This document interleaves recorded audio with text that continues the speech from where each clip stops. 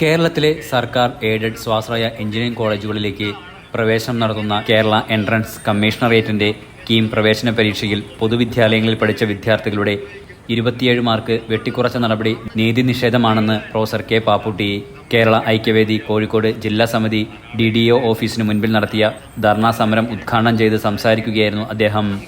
Score normalisation അവസാനിപ്പിക്കുക, യോഗ്യതാ പരീക്ഷയുടെ മാർക്ക് അതേപടി റാങ്ക് ലിസ്റ്റിൽ ഉപയോഗിക്കുക, പൊതുവിദ്യാഭ്യാസ മേഖലയിലെ കുട്ടികൾക്ക് ബോണസ് പോയിന്റുകൾ അനുവദിക്കുക തുടങ്ങിയ ആവശ്യങ്ങൾ ഉന്നയിച്ചായിരുന്നു സമരം. താഴെത്തട്ടിലുള്ളവരെ എങ്ങനെ വിദ്യാഭ്യാസത്തിൽ നിന്നും ഒഴിവാക്കാം എന്ന ചിന്തയിലുള്ളവർ ഇന്നും സമൂഹത്തിൽ നിലനിൽക്കുന്നുണ്ടെന്നും നവോത്ഥാന സമരങ്ങളിലൂടെ കേരളം പുറംതള്ളിയ സാമൂഹ്യ വിവേചനങ്ങളെയാണ് കീം നോർമലൈസേഷൻ പോലുള്ള പരിഷ്കാരങ്ങളിലൂടെ തിരിച്ചുകൊണ്ടുവരാൻ ശ്രമിക്കുന്നതെന്നും പ്രൊഫസർ കെ പാപ്പുട്ടി അഭിപ്രായപ്പെട്ടു. സ്വാഭാവികമായിട്ടും ഒരുപാട് പേരെ പുറന്തള്ളാനുള്ള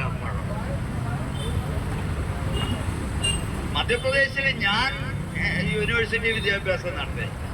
അവിടെ MSc ഫിസിക്സിന് വരുന്ന കുട്ടി BScക്ക് ഇംഗ്ലീഷ് പാസ്സായില്ലെങ്കിലോ അയാൾക്ക് അഡ്മിഷൻ കിട്ടും.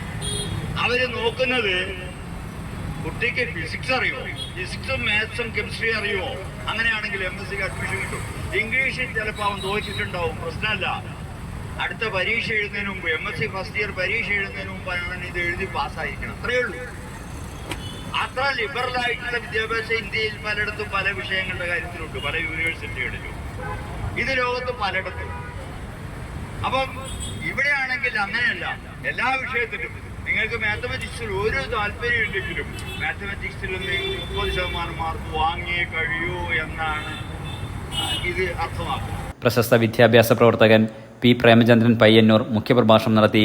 മലയാള ഐക്യവേദി കോഴിക്കോട് ജില്ലാ പ്രസിഡന്റ് CK സതീഷ് കുമാർ അധ്യക്ഷനായിരുന്നു.